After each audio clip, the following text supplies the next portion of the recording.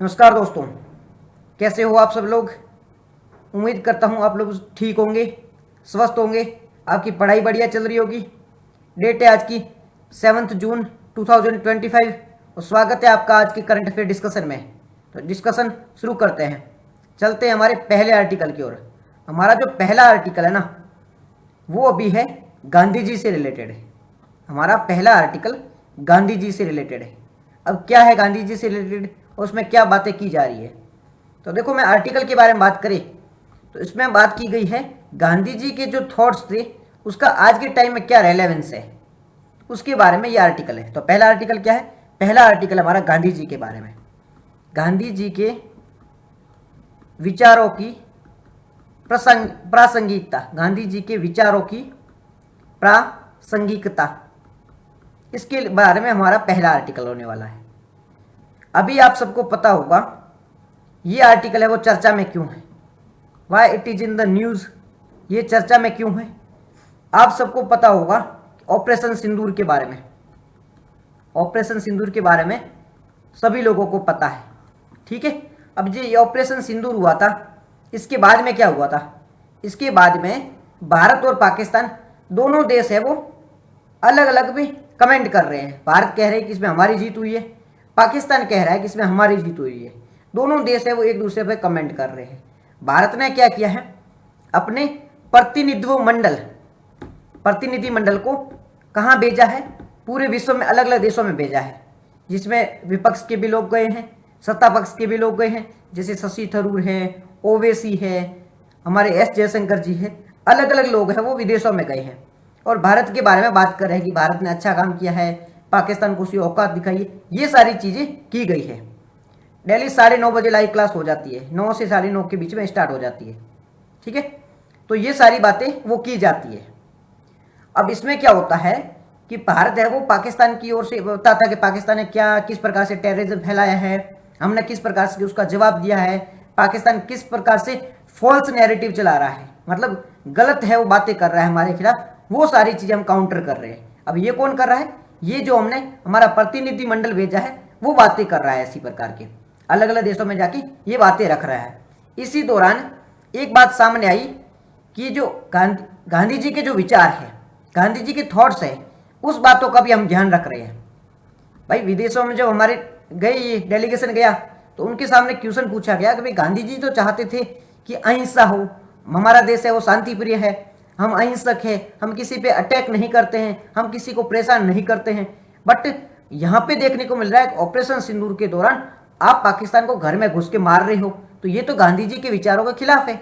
तो इसी दौरान जवाब दिया गया कि जो ऑपरेशन सिंदूर है वो किसी भी प्रकार से गांधी जी के विचारों के खिलाफ नहीं है, इसमें गांधी जी के विचारों का पूरी तरह से पालन किया गया है। अब गांधी जी के विचार क्या थे और उनका रेलेवेंस क्या है, इसके बारे में बात कर लेते हैं। तो सबसे पहले बात करते हैं गांधी जी के विचारों की। तो गांधी जी के सबसे बड़ा जो विचार था वो था अहिंसा। गांधी जी का सबसे बड़ा विचार क्या था, अहिंसा था। यूपीएससी के प्रीलिम में ऐसा क्वेश्चन पूछा जा सकता है कि गांधी जी के विचारों की प्रासंगिकता क्या है, आज के टाइम में गांधी जी के विचारों की क्या प्रासंगिकता है, ऐसा क्वेश्चन यूपीएससी है वो प्रीलिम में मेंस में ऐसा क्वेश्चन पूछ सकती है। तो इसके बारे में आपको आइडिया होना चाहिए कि गांधी जी के विचारों की प्रासंगिकता है क्या।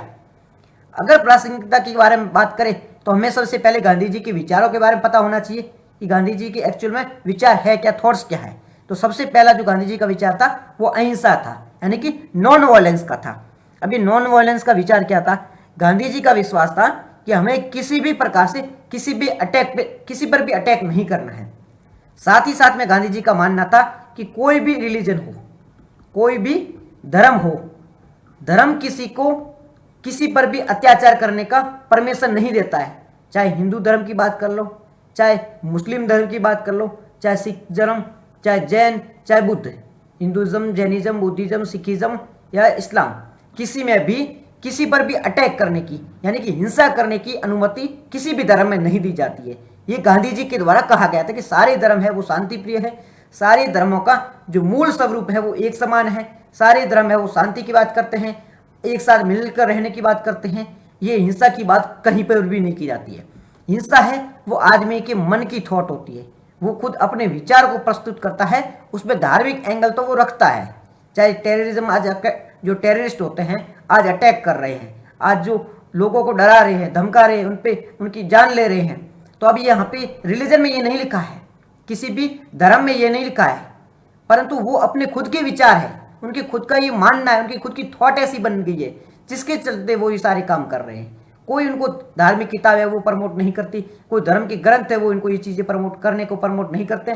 सारे लोग खराब, किसी भी धर्म में कोई भी लोग खराब हो सकता है, धर्म खराब नहीं होता है, उसमें जो पालन करने वाले लोग हैं उनमें कमियां हो सकती है। ठीक है, तो ये गांधी जी का विचार था। तो गांधी जी का जो सबसे बड़ा विचार था वो नॉन वायलेंस का विचार था। इसमें गांधी जी ने कहा था कि कोई भी धर्म है वो हिंसा की परमिशन नहीं देता है, हिंसा है वो लोगों की खुद की गतिविधि होते हैं, इसे धार्मिक रूप देते हैं ताकि लोग उसका विरोध न करें।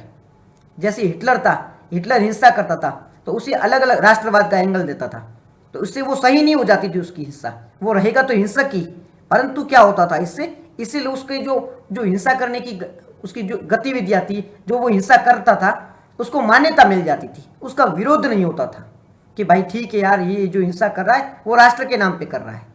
आपने कई बार देखा कि धर्म के नाम पे भी हिंसा होती है, तो उससे क्या होती है कि मान्यता मिल जाती है उसको, बाकी है तो वो गलत ही काम है। ठीक है, तो ये गांधी जी का विचार था। अब हम गांधी जी के विचार के बारे में हम बात करते हैं गांधी जी की डॉक्ट्रिन के बारे में। अब गांधी जी का डॉक्ट्रिन मतलब गांधी जी का सिद्धांत क्या है, तो गांधी जी ने एक लेख लिखा था, लेख का नाम था यंग इंडिया। ये याद रखना, यंग इंडिया किसकी लेख था, किसकी, तो ये गांधी जी का था। ये जो गांधी जी का लेख था ना, इसमें गांधी जी ने बात की थी the doctrine of several, the doctrine of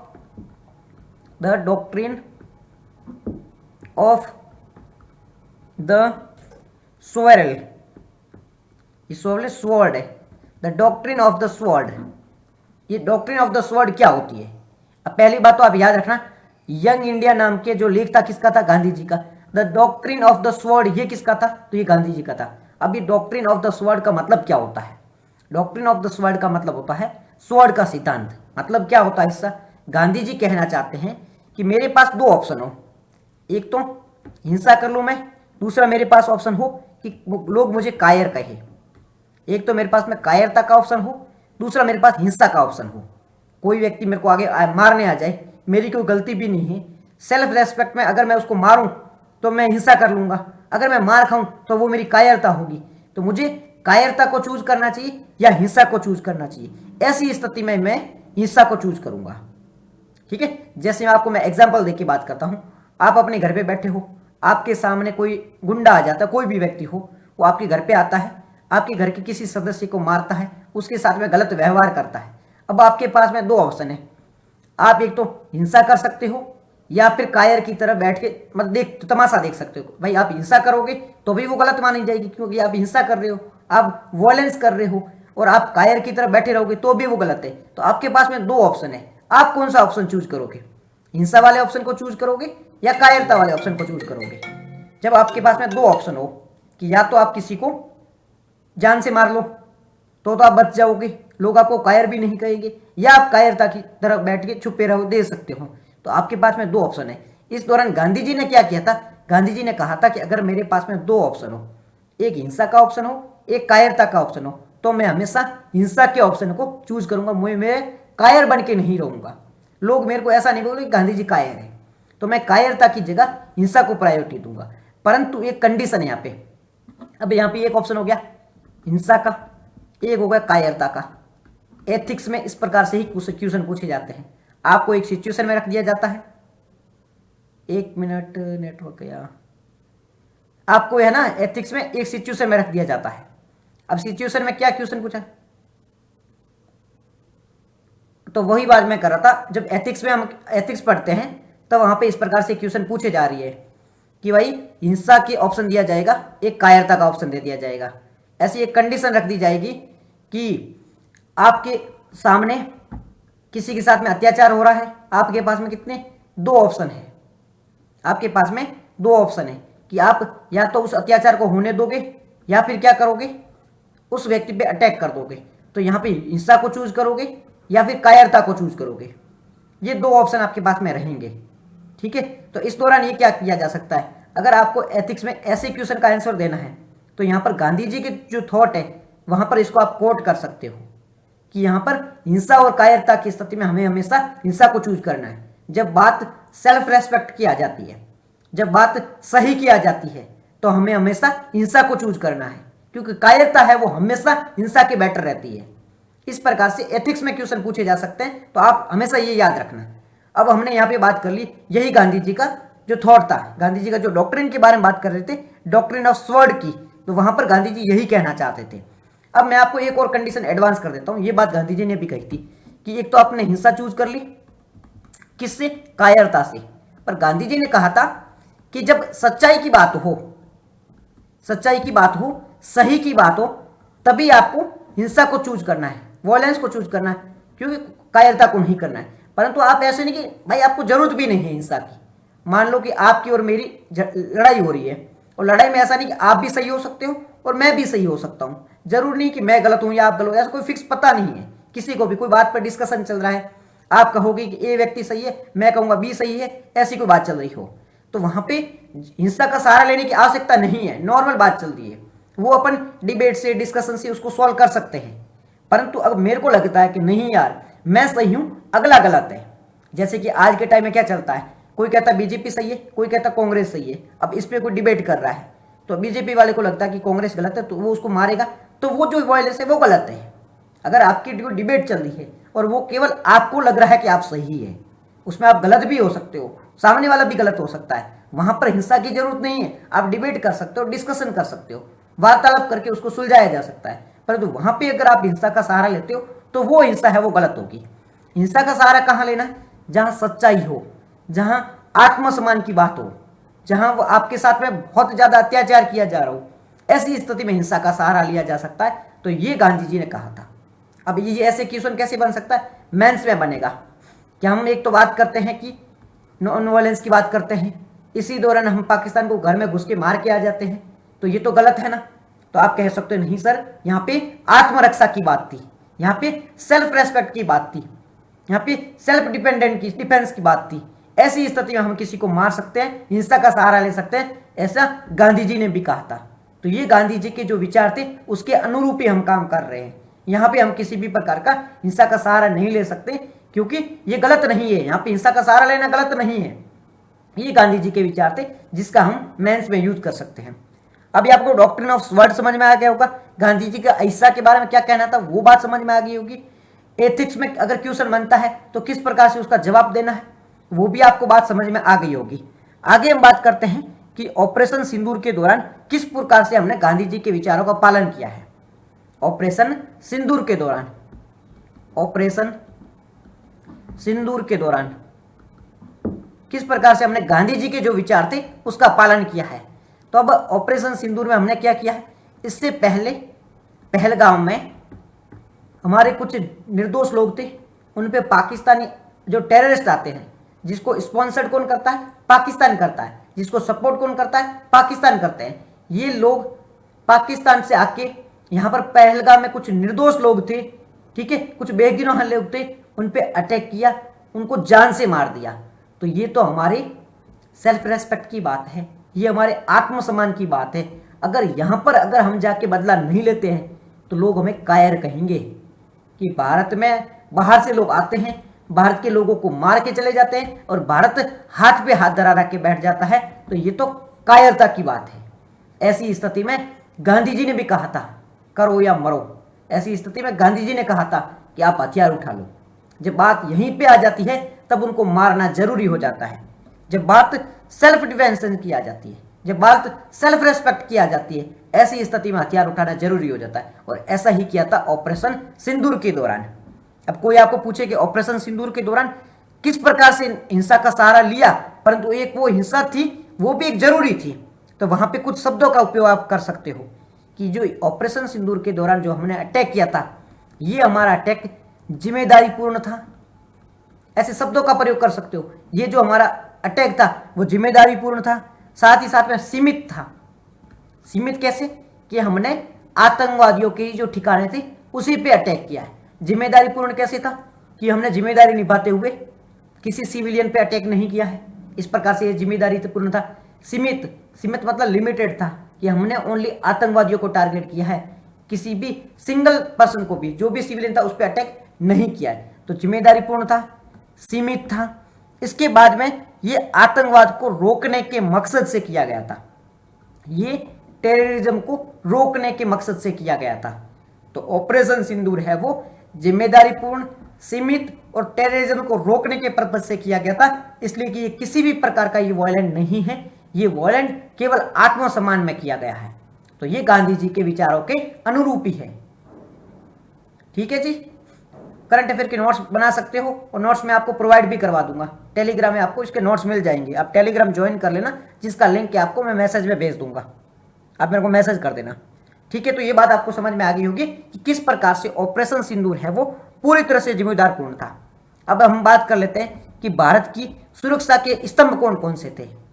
इस दौरान गांधी जी के जो हम बात करते हैं कि गांधी जी के रेलेवेंस के बारे में बात कर ली, ऑपरेशन जो सिंदूर था वो कितना मतलब अच्छा था, किस प्रकार से जिम्मेदारीपूर्ण था, वो सारी बातें तो हमने कर ली है। अब हम बात कर लेते हैं कि ये बात करते हैं कि भारत की जो सुरक्षा है, ठीक है, भारत की सुरक्षा है उसके स्तंभ कौन कौन से हैं। और 3 स्तंभ है, तो 3 स्तंभ कौन कौन से हैं जिसका हम हमेशा उपयोग करते हैं कि भारत की सुरक्षा के 3 स्तंभ, भारत की सुरक्षा के 3 स्तंभ। 3 स्तंभ कौन कौन से? सबसे पहला है हम निर्णायक जवाब देते हैं, निर्णायक जवाब देते हैं। यहां पे वर्ड देखना, जवाब के बारे में बात की जा रही है मतलब हम किसी पर पहला अटैक नहीं करते हैं, जब हमें कोई परेशान करता है तभी जाके हम अटैक करते हैं, हम किसी पर पहला अटैक नहीं करते हैं। तो यहां पर निर्णायक जवाब के बारे में बात हो रही है। अगर कोई हमें परेशान करेगा तो हम पूरी तरह से उसको बर्बाद कर देंगे, नेस्तनाबूद कर देंगे। तो ये निर्णायक जवाब के बारे में बात की जा रही है, पहले से हम किसी को परेशान नहीं करेंगे। तो पहला पॉइंट था ये भारत की सुरक्षा का। दूसरा है कि हम है वो पहले हमला नहीं करेंगे, हम किसी पर पहले हमला नहीं करेंगे। ये हमारा देश है, ये देश की हमारी बाउंड्री है, इसके बाहर तुम भाड़ में जाओ, हमें तुमसे कोई मतलब नहीं है। ना तो हम तुम्हारे देश में घुसने की कोशिश करेंगे, ना हम तुम्हें परेशान करेंगे। ये हमारी आज की नहीं है, ये सदियों पुरानी मानसिकता चली आ रही कि भारत किसी पर भी पहले अटैक नहीं करता है। लास्ट रूलर थे चंद्रगुप्त मौर्य और उनके पुत्र अशोका। उनके पुत्र क्या थे? तो अशोका। ये 2 ही थे जिन्होंने बाहर तक जाके अटैक किया था। फिर आप कहोगे समुद्रगुप्त ने किया था, यहाँ पे साउथ के कुछ राजा थे उन्होंने भी तो किए थे। वो एक सेल्फ डिफेंड में किए गए थे अटैक थे। यहाँ पे जो इंडोनेशिया वगैरह पे जो अटैक किए गए थे, श्रीलंका पे अटैक किए गए थे, वो क्या कर रहे थे? परेशान कर रहे थे, इनके क्षेत्र में घुसने का प्रयास कर रहे थे, तभी जाकर उन पे अटैक किया जा रहा था। ठीक है, ऐसे किसी को परेशान नहीं किया जा रहा था। ठीक है, तो ये यहाँ पर बात चल रही थी कि गांधी जी ने, मतलब अपन बात कर रहे थे कि गांधी जी के जो विचार थे वो किस प्रकार से रेलेवेंट है, हमने ये बात की। फिर बाद में बात की जो ऑपरेशन सिंदूर है वो क्यों जरूरी था, हमने किस प्रकार से जिम्मेदारीपूर्ण वो काम किया है। एथिक्स में अगर क्वेश्चन बनता है, जीएस में अगर क्वेश्चन बनता है तो किस प्रकार से उसका जवाब देना है। फिर हमारे जो सुरक्षा के स्तंभ कौन कौन से हैं उसके बारे में बात की। उसमें पहला था निर्णायक जवाब था, दूसरा था हम किसी पर भी पहले अटैक नहीं करेंगे। ठीक है, फिर हमने तीसरा जो अभी स्तंभ अपनाया है वो तीसरा स्तंभ ये है कि एक तो आतंकवादियों में और दूसरा है जो आतंकवादियों को सपोर्ट करता है। एक तो खुद आतंकवादी है, दूसरा उनका जो मदद करने वाले हैं, इन दोनों में कोई अंतर नहीं किया जाएगा। मोदी जी खुद ने भी कहा था आतंकवादी और उनके आका दोनों को एक ही नजर से देखा जाएगा। करंट अफेयर के बारे में बता रहा हूं जिसमें गांधी जी के विचार आज में किस प्रकार से रेलेवेंट है उसके बारे में मैं बता रहा हूं मुस्कान जी। ठीक है, कि आतंकवादियों उनके जो आका है दोनों को एक ही नजर से देखा जाएगा। अगर कोई भी आतंकवादी गतिविधि हुई तो आतंकवादियों को तो मारा ही जाएगा, साथ में इनके आका को भी मारा जाएगा। नमस्ते। तो ये चीज मोदी जी ने भी बात कही थी। तो ये हमारा पूरा आर्टिकल था, गांधी जी के विचार आज के टाइम में किस प्रकार से रेलेवेंट है, किस प्रकार से गांधी जी के विचारों के अनुरूप ही हमने ऑपरेशन चलाया है। ये आर्टिकल आपको समझ में आ गया होगा। चलते हमारे नेक्स्ट आर्टिकल की ओर। नेक्स्ट आर्टिकल हमारा कौन सा है? भारत और जापान समुद्री सहयोग के बारे में। भारत और जापान का समुद्री, जापान नहीं लिखा क्या? जापान, भारत और जापान का समुद्री सहयोग, ये हमारा नेक्स्ट आर्टिकल होने वाला है। अब इसमें किसके बारे में बात करेंगे? हम भारत के बारे में बात करेंगे और जापान के सहयोग के बारे में, किस प्रकार से इन दोनों के बीच में सहयोग हो रहा है और समुद्री सहयोग का क्या मतलब है, क्या क्या किस किस डायमेंशन में सहयोग किया जा रहा है, इसका बेनिफिट क्या है, क्या भविष्य है इसका, इन सब चीज़ों के बारे में डिस्कस करेंगे। क्वेश्चन मेंस में पूछा जा सकता है, मेंस में इससे रिलेटेड क्वेश्चन पूछा जा सकता है। प्रीलिम में डायरेक्ट कोई क्वेश्चन बनता ही नहीं, इसी कि भारत और जापान के बीच में क्या सहयोग है, ये सब चीज़ें नहीं बनते। जापान की लोकेशन से रिलेटेड क्वेश्चन पूछा जा सकता है, जापान में कितने आइलैंड है, क्या है, कहाँ पर है, इन सब के बारे में क्वेश्चन पूछा जा सकता है। ठीक है, मेंस में डायरेक्ट क्वेश्चन पूछे जाने की संभावना है कि भारत और जापान के बीच में सहयोग जो बढ़ रहा है वो किस डायमेंशन में बढ़ रहा है, क्या क्या चीज़ें कवर की जा रही है, बहुत सारे क्वेश्चन पूछे जाने की संभावना यहाँ से आती है। ठीक है, तो हम स्टार्ट करते हैं भारत और जापान का समुद्री सहयोग से रिलेटेड जो हमारा आर्टिकल है उसके बारे में। सबसे पहले बात करते हैं इसका उद्देश्य क्या है। ठीक है, इसका उद्देश्य क्या है, इसे क्यों शुरू किया गया है। तो भारत और जापान के जो बीच में समुद्री सहयोग किया जा रहा है, इसका सबसे बड़ा उद्देश्य है, सबसे बड़ा जो एम है, ऑब्जेक्टिव है, वो यही है कि दोनों मिलके टिकाऊ, टिकाऊ का मतलब होता है सस्टेनेबल, सस्टेनेबल, टिकाऊ का मतलब क्या होता है, सस्टेनेबल होता है, और साथ ही साथ में होता है लाभदायक। दोनों देश जापान और भारत दोनों देश मिलके टिकाऊ यानी कि सस्टेनेबल, लाभदायक यानी कि प्रॉफिटेबल सहयोग कर सकते हैं। भारत और जापान एक दूसरे के साथ में मिलके एक तो टिकाऊ यानी कि सस्टेनेबल ग्रोथ को प्राप्त कर सकते हैं और एक प्रॉफिटेबल ग्रोथ को प्राप्त कर सकते हैं। ये बात की जा रही है ऑब्जेक्टिव के रूप में कि भारत और जापान के बीच में जो समुद्री सहयोग बढ़ रहा है उसमें क्या क्या बेनिफिट देखने को मिल सकता है, इसका एम क्या है, उसका ऑब्जेक्टिव क्या है। तो ऑब्जेक्टिव क्या है, सस्टेनेबल और प्रॉफिटेबल बेनिफिट मिल सकता है इन दोनों के सहयोग से। एक बात में ना, जब आईआर की बात कर रहे हो आप, जब इंटरनेशनल रिलेशन के बारे में आप बात कर रहे हो या इसके बारे में पढ़ रहे हो, तो हमेशा एक बात याद रखना, जियोपॉलिटिक्स हो या इंटरनेशनल रिलेशन हो, वहाँ पे कोई परमानेंट दोस्त नहीं होता है। ये हमारी हमेशा गलतफहमी रहती है कि अभी जापान हमारे करीब आ गया है। ये मैं क्यों बता रहा हूँ, क्योंकि कई बार क्या होता है, जब हम मेंस में लिख रहे होते हैं, आंसर राइटिंग कर रहे होते हैं, तब क्या हम भावुक हो जाते हैं।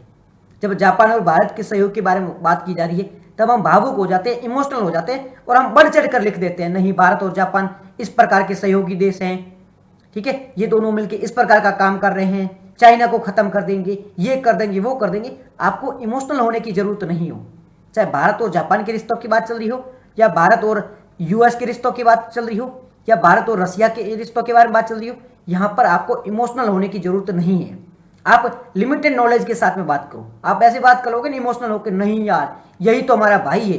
भाई, इंटरनेशनल रिलेशन में कोई किसी का सगा नहीं होता है। आज आपने देखा होगा कुछ टाइम पहले इंडिया और यूएस बहुत करीब माने जाते थे। इंडिया और यूएस है वो बहुत ज़्यादा करीब माने जाते थे। ऐसा माना जाता था कि यूएस है वो इंडिया का ही सपोर्ट करेगा, किसी भी मंच में यूएस है वो इंडिया का सपोर्ट करेगा, और ऐसा लग भी रहा था। मोदी जी और ट्रंप मिलके हाउडी मोडी प्रोग्राम करते हैं, इसके बाद में भी ट्रंप की भारत में यात्रा आती है, ट्रंप मोदी जी के बारे में बड़ी बड़ी बातें करता है, तो इससे ये सिद्ध हो गया था कि यूएसए और इंडिया अभी बहुत ज़्यादा क्लोज बन गए हैं। ये दोनों क्वाड जैसे ग्रुप में शामिल होते हैं, और इसको माना जाता था क्वाड एक प्रकार का नाटो जैसा ऑर्गेनाइजेशन है। ये चाइना को कवर करेगा, चाइना को कंट्रोल करेगा, चाइना को बैलेंस करेगा। ये सारी बातें की जा रही थी इंडिया और यूएस को लेके। परंतु अभी क्या देखने को मिल रहा है कि ट्रंप है वो इंडिया के खिलाफ बात कर रहा है, इंडिया पे टैरिफ लगा रहा है, पाकिस्तान में इन्वेस्ट कर रहा है, अलग अलग माध्यमों से इंडिया को परेशान करने की कोशिश कर रहा है। ट्रंप ने ये कहा है कि अगर एप्पल जो कंपनी है अगर वो भारत में इन्वेस्ट करती है तो उस पर हम 25% टैक्स लगा देंगे। ऐसी बात किसके द्वारा की जा रही है, ट्रंप के द्वारा की जा रही है। तो एक बात याद रखना, इंटरनेशनल रिलेशन की जब बात हो रही हो तो कोई देश किसी का सगा नहीं होता है, सारे मौका परस्त होते हैं। जहां मौका मिलेगा उस देश की गोद में चले जाएगा। अभी पाकिस्तान को मौका मिलेगा, पाकिस्तान अमेरिका की गोद में है, अब पाकिस्तान चाइना की गोद में है। कई बार क्या होता है, अमेरिका भारत के क्लोज चला जाता है, कई बार पाकिस्तान के क्लोज चला जाता है। और अमेरिका और चाइना ये दो देश ऐसे हैं, ये किसी के सगे नहीं हैं, ये दोनों मौका परस्त है। जहां इनको मौका मिलेगा ये इनकी गोद में जाके बैठ जाएंगे। तो ये दोनों किसी के सगे नहीं हो सकते। ये बात बताने का मकसद सिर्फ इतना था कि ये दोनों देश हैं। इंटरनेशनल रिलेशन की जब हम बात कर रहे हैं तब आपको भावुक होकर आंसर राइटिंग नहीं करनी है। कुछ भी लिखना है तो पूरा ऐसे सोच के नहीं यार ऐसा हो जाएगा वैसा हो, ऐसा सोच के नहीं लिखना है। आपको पूरा एकदम सोचना है पहले कि क्या ये चीज़ जरूरी है, क्या इन दोनों के सहयोग से ये फायदा हो सकता है, ये सोच के लिखना है।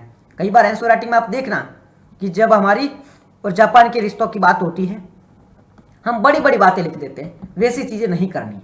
ठीक है, तो ये बात है। अब हम बात कर रहे थे भारत और जापान के समुद्री सहयोग के बारे में, उसके उद्देश्य के बारे में हमने बात कर ली है। अब हम बात करते हैं कि कौन कौन से डायमेंशन है जिसमें भारत और जापान है वो सहयोग कर रहे हैं। तो उसमें सबसे पहला कौन सा क्षेत्र देखने को मिलता है, वो है मैरीटाइम कोऑपरेशन। Maritime cooperation. अभी मैरीटाइम कोऑपरेशन क्या होता है? मैरीटाइम कोऑपरेशन का मतलब होता है समुद्री सहयोग। भारत और जापान के बीच में समुद्री सहयोग के बारे में बात की जा रही है। मैरीटाइम कोऑपरेशन का मतलब होता है समुद्री सहयोग। याद रहेगा, मैरीटाइम सहयोग, ये आपको है ना ऐसा लिखना है। मेंस में जब लिख रही हो तो आपको पॉइंट बना के लिखना हो कि जापान और भारत के बीच में कौन कौन से क्षेत्रों में सहयोग किया जा रहा है। तो पहला है मैरीटाइम, यहां पे कोऑपरेशन, मैरीटाइम कोऑपरेशन लिख सकते हो या समुद्री सहयोग, ये पॉइंट वहां पर आप लिख सकते हो। मैरीटाइम कोऑपरेशन के बारे में या समुद्री सहयोग के बारे में आप पॉइंट लिख सकते हो, तभी जाके आपका आंसर है वो अच्छा माना जाएगा। अब मैरीटाइम कोऑपरेशन में क्या किया जा रहा है, इसमें दोनों देश मिलके स्मार्ट द्वीप बना रहे हैं। दोनों देश मिलके, भारत के कुछ द्वीप है लाइक अंडमान निकोबार है, लक्षद्वीप है। अब इसका जो डेवलपमेंट करने के लिए, इनको स्मार्ट बनाने के लिए, स्मार्ट क्या इनका मेकअप करेंगे? नहीं, स्मार्ट का मतलब होता है कि यहाँ पे कनेक्टिविटी बेहतर की जाएगी। ठीक है, यहाँ पे कनेक्टिविटी प्रोवाइड की जाएगी, यहाँ पे इलेक्ट्रिसिटी प्रोवाइड की जाएगी 24 घंटे, यहाँ पे इंटरनेट की व्यवस्था की जाएगी, ये सारी व्यवस्था की जाएगी। हॉस्पिटल होगा, टूरिज्म को प्रमोट किया जाएगा, होटल इंडस्ट्री है वो डेवलप की जाएगी। तो भारत और जापान मिलके मैरीटाइम कॉर्पोरेशन में स्मार्ट द्वीप प्रोजेक्ट को चला रहे हैं। भारत के कुछ द्वीप है लाइक अंडमान निकोबार है, ठीक है, और भी द्वीप है, लक्षद्वीप है, इनको डेवलप करने के लिए दोनों देश मिलकर कोऑपरेशन कर रहे हैं, सहयोग कर रहे हैं। जापान इन्वेस्ट कर रहा है और जापान चाहता है कि भारत के जो द्वीप है वो काफी ज्यादा स्मार्ट बन जाए। ठीक है, तो पहला आपको स्मार्ट वाला ये पॉइंट याद रहेगा, स्मार्ट आइलैंड वाला कॉन्सेप्ट याद रहेगा कि भारत और जापान मिलकर मैरीटाइम कोऑपरेशन में स्मार्ट आइलैंड पे फोकस कर रहे हैं, ये पॉइंट याद रहेगा। दूसरा पॉइंट क्या है? दूसरा पॉइंट है समुद्री निवेश और सहयोग। तो पहला पॉइंट लिख दो, भारत और जापान समुद्री सहयोग। समुद्री सहयोग में पहला पॉइंट क्या था? मैरीटाइम, समुद्री सहयोग में पहला था स्मार्ट द्वीप। स्मार्ट द्वीप में क्या बना रहे हैं? लक्षद्वीप और जो अंडमान निकोबार है उसका रिनोवेशन कर रहे हैं, इलेक्ट्रिसिटी प्रोवाइड कर रहे हैं, हॉस्पिटल प्रोवाइड कर रहे हैं, ये सारी चीजें कर रहे हैं। ठीक है, दूसरा क्या करेगा? दूसरा ये दोनों को मिलकर समुद्री निवेश और सहयोग, यानी मैरीटाइम इन्वेस्टमेंट, समुद्री निवेश, समुद्री निवेश यानी कि मैरीटाइम इन्वेस्टमेंट के बारे में बात की जा रही है। अब समुद्री निवेश में क्या किया जाएगा? समुद्री निवेश में हमें है वो जहाजों का निर्माण करेंगे। अभी है ना, ये हमें इंपोर्ट करने पड़ते बाहर से, जो हमारे क्रूज वगैरह होते हैं हमें बाहर से इंपोर्ट करने पड़ते हैं। तो दोनों देश मिलके जहाजों का निर्माण करेंगे और जो बंदरगाह होते हैं, पोर्ट होते हैं, उनके भी डेवलपमेंट पे ध्यान देंगे। एक पोर्ट बड़े होने चाहिए जहाँ पे जहाजों की रुकने की व्यवस्था होनी चाहिए, तो पोर्ट को भी डेवलप करने पे फोकस किया जा रहा है। जापान और मिलकर कहाँ का सहयोग कर रहे हैं? स्मार्ट द्वीप बनाने का फोकस कर रहे हैं, समुद्र में निवेश जैसे कि जहाज निर्माण कर रहे हैं, पोर्ट बनाने पर फोकस कर रहे हैं। ये पॉइंट आपको पता होने चाहिए, ये पॉइंट आपको याद होनी चाहिए। इसके बाद में बात करते हैं सांस्कृतिक सहयोग, कल्चरल कोऑपरेशन। सांस्कृतिक सहयोग में क्या करेंगे? सांस्कृतिक सहयोग। अब सांस्कृतिक सहयोग में भारत और जापान मिलकर किस प्रकार का कल्चरल कोऑपरेशन कर सकते हैं? इसमें क्या होता है? लोथल, लोथल कहां पर है? गुजरात है। लोथल कहां पर है? गुजरात है। तो लोथल की जो विरासत है उसे विकसित कर रहे हैं। भारत और जापान मिलके सांस्कृतिक सहयोग में क्या कर रहे हैं? लोथल, लोथल कहां पे है? लोथल है वो गुजरात में है। इंडस वैली सिविलाइजेशन की एक साइट है लोथल, इंडस वैली सिविलाइजेशन की एक साइट है लोथल। लोथल को डेवलप करने पर फोकस कर रहे हैं। कौन कर रहा है? भारत और जापान मिलकर। भारत और जापान मिलके लोथल है उसके डेवलपमेंट पर ध्यान दे रहे हैं। ये पॉइंट आपको याद रहेगा, कोई दिक्कत नहीं। यहाँ पे हमने क्या क्या बात की है? हमने भारत और जापान के बीच में समुद्री सहयोग के बारे में बात की है। उसमें बात की कि मैरीटाइम कोऑपरेशन के तहत स्मार्ट द्वीप बनाए जाएंगे, जहाजों का निर्माण किया जाएगा, बंदरगाहों का निर्माण किया जाएगा, लोथल जैसी जो विरासत है ना उसको डेवलप किया जाएगा। कौन डेवलप करेगा? भारत और जापान मिलके। अब ये तो बात कर ली, अब हम बात कर लेते हैं महत्व क्या है, इसका सिग्निफिकेंस क्या है। भारत और जापान के बीच में जो मैरीटाइम कोऑपरेशन हो रहा है इसका महत्व क्या है, इसका सिग्निफिकेंस क्या है। इसका महत्व क्या है, इसका सिग्निफिकेंस क्या है, इसके बारे में बात कर लेते हैं। मेरी आवाज आ रही है आपको? ठीक है। अब हम बात कर रहे थे कि जापान और भारत के बीच में जो समुद्री सहयोग है इसका सिग्निफिकेंस क्या है, इसका महत्व क्या है, इसके बारे में हम बात कर लेते हैं। सिग्निफिकेंस के बारे में बात करें तो क्या सिग्निफिकेंस है, क्या महत्व है, किसी भी देश के साथ में सहयोग हो रहा हो, चाहे वो जापान के साथ में हो रहा हो, चाहे वो यूएस के साथ में हो रहा है या किसी और देश के साथ में हो रहा है, तो इसका महत्व क्या हो सकता है। सबसे पहला महत्व ये होगा कि व्यापार और ऊर्जा के सहयोग में वृद्धि होगी, व्यापार बढ़ेगा। अगर दो देशों के बीच में सहयोग बढ़ रहा है तो क्या होता है, इससे इन दोनों देशों के बीच में व्यापार बढ़ेगा, ट्रेड बढ़ेगा, ये सहयोग देखने को मिलेगा। दूसरा, अगर व्यापार बढ़ेगा तो साथ ही साथ में ऊर्जा सहयोग भी तो बढ़ सकता है, ऊर्जा सहयोग तो बढ़ सकता है। भारत और जापान के बीच में ये जो कोऑपरेशन बढ़ रहा है इससे एक तो ट्रेड बढ़ने को देखने को मिल रहा है, एक ऊर्जा सहयोग भी बढ़ रहा है।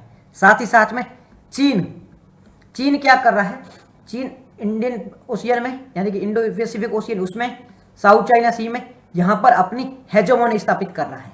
आसपास के जो छोटे छोटे देश हैं उनको परेशान कर रहा है चाइना आसपास के छोटे छोटे देश है, चाहे इंडियन ओशियन में हो चाहे जो यहाँ के साउथ चाइना सी हो, वहाँ पे जो छोटे छोटे देश है जैसे कि श्रीलंका को अपने पक्ष में लेने की कोशिश कर रहा है, मालदीव को अपने पक्ष में लेने की कोशिश कर रहा है, बांग्लादेश को अपने पक्ष में लेने की कोशिश कर रहा है। इसी प्रकार से जो साउथ चाइना सी है वहाँ पर वियतनाम को परेशान कर रहा है, फिलीपींस को परेशान कर रहा है, ये सारे काम है वो चाइना कर रहा है।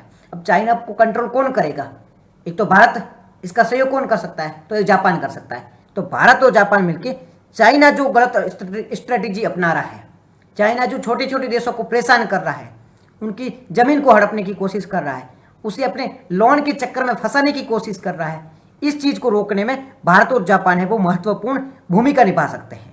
तो दोनों चाइना पर रणनीतिक सहयोग कर सकते हैं, स्ट्रेटेजिक अलायंस कर सकते हैं, स्ट्रेटेजिक कोऑपरेशन कर सकते हैं चाइना को रोकने पर। इससे क्या होगा, इंडियन ओशियन में सदियों से जहां भारत का राज चला आ रहा है वहां पर ये दोनों मिलकर अपना वापिस राज है वो स्थापित कर सकते हैं। राज इन द सेंस कि अपना जो डोमिनेंस है वो स्थापित कर सकता है। Hello Mohan ji, hello. तो वो अपना डोमिनेंस है वो स्थापित कर सकता है, ये चीज आपको याद रहेगी। ठीक है जी, ये पॉइंट आप याद रखना। तो ये हमारा पूरा आर्टिकल था, भारत और जापान के बीच में जो समुद्री सहयोग हो रहा है वहां पर क्या पॉइंट डिस्कस किए जा सकते हैं, क्या इसके बेनिफिट मिल सकता है, उसके बारे में हमने चर्चा की। अब चलते हम नेक्स्ट आर्टिकल की ओर। हमारा नेक्स्ट आर्टिकल है भारत जैन के बारे में। भारत जैन, अब ये भारत जैन है क्या, हम जैन कम्युनिटी के बारे में बात नहीं कर रहे हैं, जैन समुदाय के बारे में बात नहीं कर रहे हैं, हम भारत जैन एक इवेंट हुआ था उसके बारे में बात कर रहे हैं। अभी क्या हुआ था गुजरात में, कहां पर, गुजरात में एक शिखर सम्मेलन आयोजित हुआ था। गुजरात में एक शिखर सम्मेलन आयोजित हुआ था। इस शिखर सम्मेलन में भारत जैन के बारे में बात की गई थी। गुजरात में एक शिखर सम्मेलन आयोजित हो रहा था, एक मिनट, ठीक है। तो गुजरात में अभी एक शिखर सम्मेलन हुआ था, इस दौरान भारत जैन के बारे में बात की गई है। अब ये भारत जैन होता क्या है इसके बारे में सब कुछ बात कर लेते हैं। सबसे पहले ये जो शिखर सम्मेलन आयोजित किया गया था ये कौन से मंत्रालय के द्वारा आयोजित किया गया था, कौन सी मिनिस्ट्री के द्वारा आयोजित किया गया था। तो ये जो मंत्रालय था वो था विज्ञान व प्रौद्योगिकी, साइंस एवं टेक्नोलॉजी मिनिस्ट्री के द्वारा, ministry of science and technology की, विज्ञान और प्रौद्योगिकी जो मंत्रालय है उसके द्वारा ये शिखर सम्मेलन आयोजित किया गया था। कौन सी मिनिस्ट्री के द्वारा, विज्ञान एवं प्रौद्योगिकी, साइंस एवं टेक्नोलॉजी जो मिनिस्ट्री है उसके द्वारा ये प्रोग्राम है वो आयोजित किया गया था। पहला पॉइंट आपको याद रहेगा, ठीक है जी। मंच यानी स्टेज, कौन से स्टेज पर इसे आयोजित किया गया था, एक शिखर सम्मेलन आयोजित किया जा रहा है जहां पर एआई के बारे में बात हो रही है। इस शिखर सम्मेलन का नाम है भारत जनरेशन। अब ये कहां पर आयोजित किया गया था, गुजरात में। किसने आयोजन किया था इसका, कौन सी मिनिस्ट्री थी, तो मिनिस्ट्री थी विज्ञान और प्रौद्योगिकी, साइंस एंड टेक्नोलॉजी मिनिस्ट्री है, उसके द्वारा ये प्रोजेक्ट, ये जो प्रोग्राम है वो आयोजित किया गया था। कौन सी मिनिस्ट्री के द्वारा, विज्ञान एवं प्रौद्योगिकी। प्रीलिम में क्वेश्चन पूछा जा सकता है, मिनिस्ट्री का नाम आपको पता होना चाहिए। विज्ञान एवं प्रौद्योगिकी जो मंत्रालय है उसके द्वारा ये प्रोजेक्ट है वो शुरू किया गया था, ठीक है। ये प्रोग्राम शुरू किया गया था, याद रहेगा, ओके। कौन से स्टेज पर, कौन से मंच पर इसे शुरू किया गया था। स्टेज की बात करें तो ये स्टेज याद रखने की जरूरत नहीं, मैं एक बार बता देता हूँ। भारत जनरेशन जो समिट है, भारत जनरेशन एआई का जो समिट है, वहां पर इस मंच पर इसे शुरू किया गया था। तो मंच के बारे में आपको पता रखने की जरूरत नहीं है, क्योंकि एक तो शिखर सम्मेलन है, ठीक है, हर साल ऐसे हजारों शिखर सम्मेलन होते हैं। हेलो हेलो किंग जी, ठीक है, हर साल ऐसे हजारों शिखर सम्मेलन होते हैं। अब कहाँ पर होता है, कौन से मंच पे होता है, ये सारी बातें याद रखने की आवश्यकता नहीं होती है, क्योंकि सारे पॉइंट आपको याद रहेंगे भी नहीं। सबसे पहले आपको क्या पता होना चाहिए, इसमें किस चीज़ के बारे में बात की गई है, ये पॉइंट पता होना चाहिए। कौन सा मिनिस्ट्री इसमें इन्वॉल्व है, ये बात पता होनी चाहिए। बाकी ये कहाँ हुआ था, कौन सा मंच था, छोटी मोटी बातें आपको पता नहीं होगी तो भी चलेगी, क्योंकि बहुत ज़्यादा चीज़ें होती हैं, सारी चीज़ें हमें याद रहती भी नहीं है। अगर आप प्रीलिम के लिए याद रखना भी चाहोगे तो सारी चीज़ें आपको याद भी नहीं रहेगी। ठीक है जी, तो अब बात कर लेते हैं भारत जनरेशन शिखर सम्मेलन के बारे में बात कर रहे हैं, जो कि गुजरात में आयोजित हो गया था। भारत का जो मिनिस्ट्री है, विज्ञान और प्रौद्योगिकी मंत्रालय है, उसके द्वारा इसे शुरू किया गया था। बात इसमें किसके बारे में हुई थी, ये सारी चीज़ें तो हो गई है। अब इसमें किस चीज़ पर डिस्कशन हुआ था, बात किस चीज़ पर हुई थी, तो अगर बात करें किस चीज़ की, यानी कि इसमें क्या डिस्कस किया गया है, तो इसमें डिस्कस किया गया है एआई के बारे में, जो जनरेटिव एआई होती है, ठीक है, उसके बारे में बात की गई है। अब जनरेटिव एआई क्या होता है, चैट जीपीटी, जो कुछ जनरेट करता है, आप उसको प्रॉम्प्ट दे दो, उसके माध्यम से वो कुछ आपको जनरेट करके देगा, उसे जनरेटिव एआई कहा जाता है।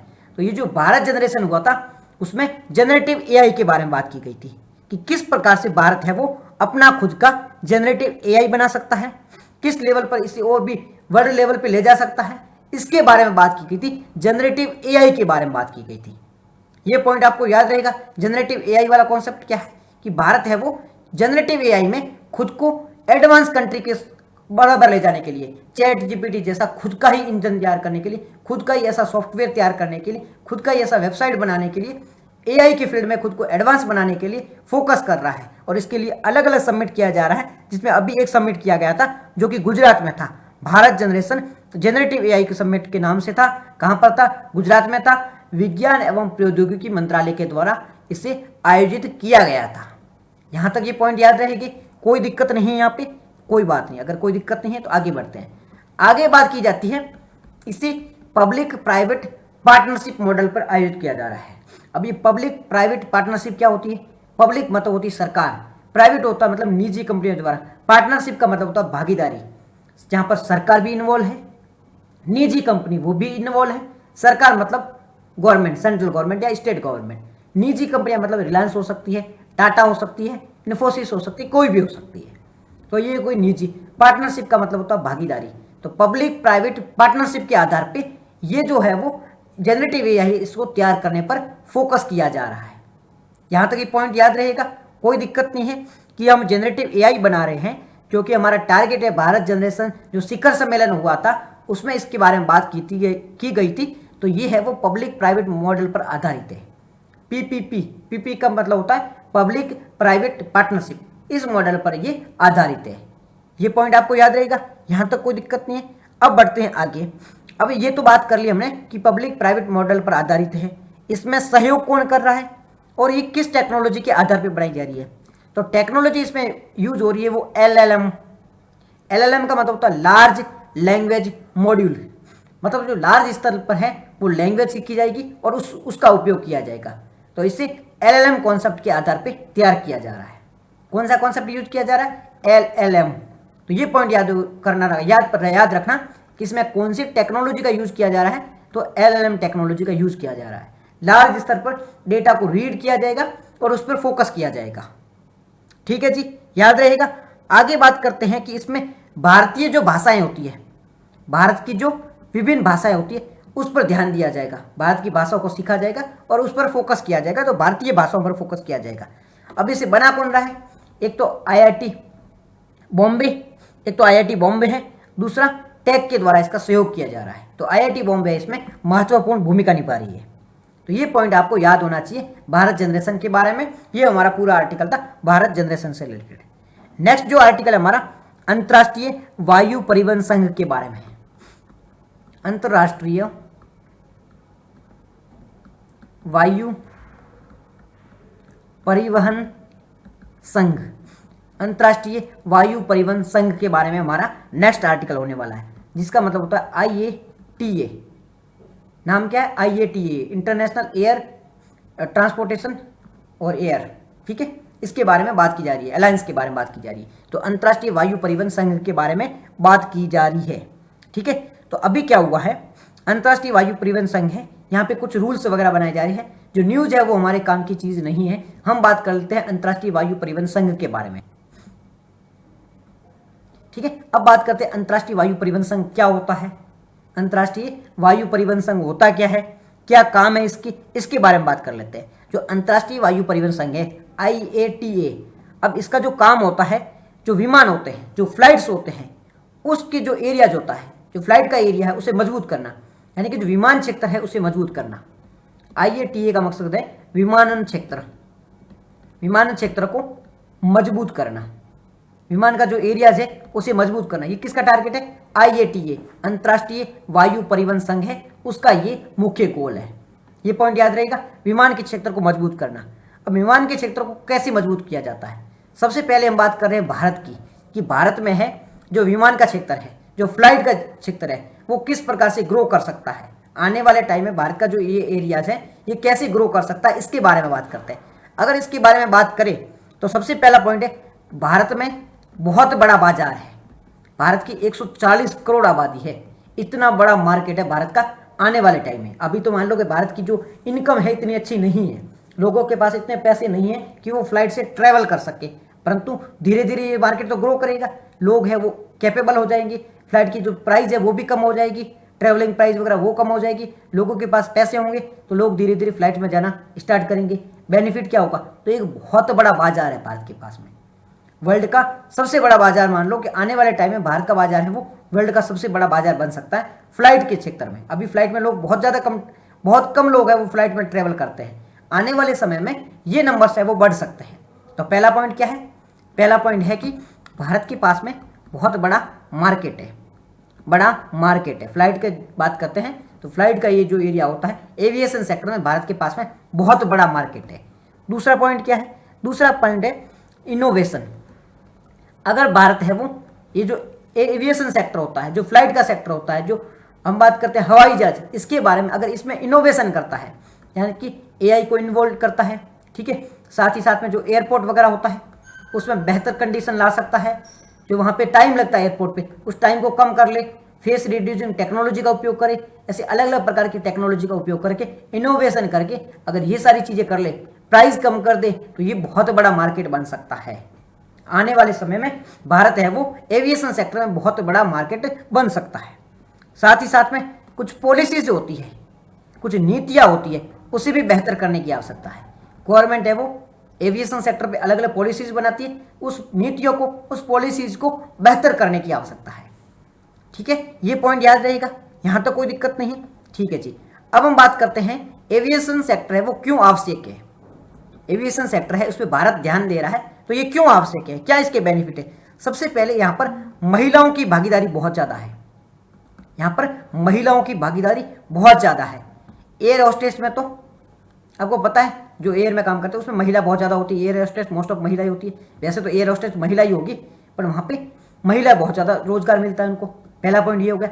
दूसरा हम जो अपन बात करते हैं पायलट की, जो पायलट वैसे एयर होस्टेस महिला ही होती है, और पुरुष भी ऐसी जॉब कर सकते हैं, उस जॉब का अलग नाम दिया जाता है, एयर होस्टेस नहीं बोलेगी फिर उसको, तो ठीक है। वहाँ पर महिलाओं की अच्छी खासी रोजगार मिलता है। पायलट की बात करें तो 15% पायलट कौन है? महिला है। 15% जो पायलट है वो महिला है। जब वर्ल्ड लेवल पे बात करते हैं तो ये 5% आ जाता है। पूरे विश्व स्तर पे ये आंकड़ा कितना परसेंट है? 5% है। पर यहाँ पे महिलाओं की स्थिति कितनी? भारत में 15% जो महिला है वो पायलट है। तो महिलाओं के लिए एक बहुत बड़ा स्कोप है। एविएशन सेक्टर है वो महिलाओं के लिए रोजगार का बहुत बड़ा स्कोप है, रोजगार बड़ी मात्रा में प्रोवाइड करता है। 15% पायलट महिला है। वर्ल्ड लेवल में क्या है? केवल 5% है। तो महिलाओं की जब हम सशक्तिकरण की बात करते हैं कि महिलाओं के पास में पावर होनी चाहिए, महिलाओं का इम्प्रोवाइजेशन करना चाहिए, सशक्तिकरण करना चाहिए, तो उसके लिए उसके पास में रोजगार होना चाहिए। तो रोजगार प्रोवाइड कौन करवाता है? एविएशन सेक्टर करवाता है। एविएशन सेक्टर महिलाओं को रोजगार प्रोवाइड करवाता है। इसका मतलब है कि ये महिला सशक्तिकरण में, जब हम विमेन एम्पावरमेंट के बारे में बात करते हैं, महिला सशक्तिकरण के बारे में बात करते हैं, तो हमें रोजगार देना पड़ता है।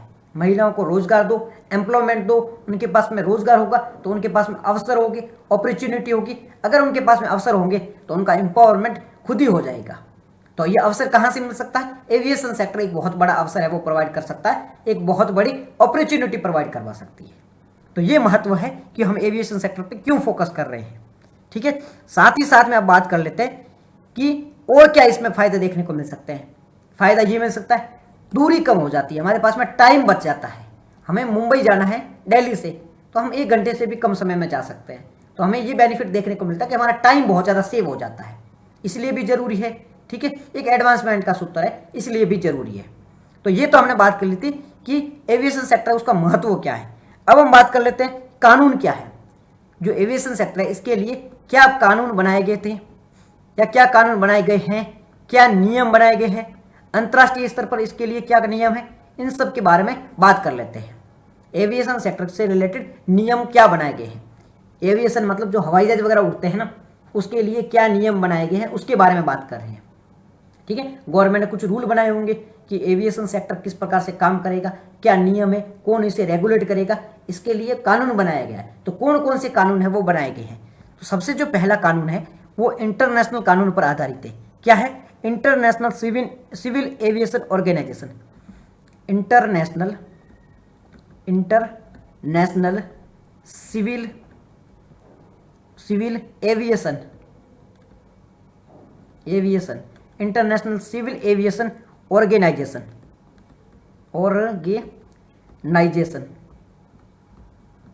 ठीक है, इंटरनेशनल सिविल ऑर्गेनाइजेशन।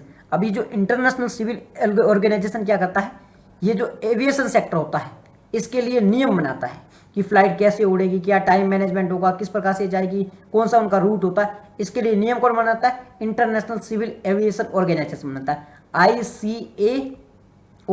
ICAO नाम की एक संस्था है जो एविएशन सेक्टर के लिए नियम बनाती है। एविएशन सेक्टर के लिए नियम कौन बनाता है?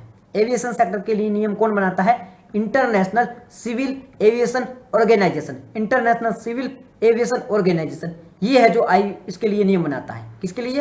अंतर्राष्ट्रीय जो एविएशन सेक्टर होता है उसके लिए नियम बनाता है। पॉइंट याद रहेगा, ICAO के बारे में याद रहेगा। ठीक है जी। अब जो भारत है ना, उसने ICAO international civil aviation organisation है, इसके जो नियम है, इसने जो नियम बनाए हैं इसके अनुरूप ही भारत ने नियम बनाए हैं। जो इसके नियम होते हैं, जो इसके रूल होते हैं, इसके अनुरूप भारत ने भी नियम बनाए हैं। अब भारत ने क्या नियम बनाया है? भारत ने नियम बनाया है कि दिल्ली घोषणा पत्र। अभी दिल्ली घोषणा पत्र क्या है?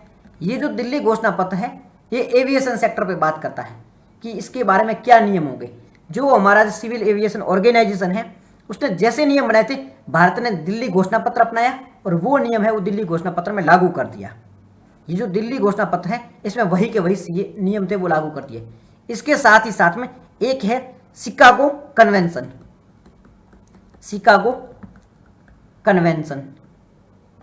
अब ये शिकागो कन्वेंशन क्या है? इसमें भी सिविल एविएशन के बारे में बात की गई है।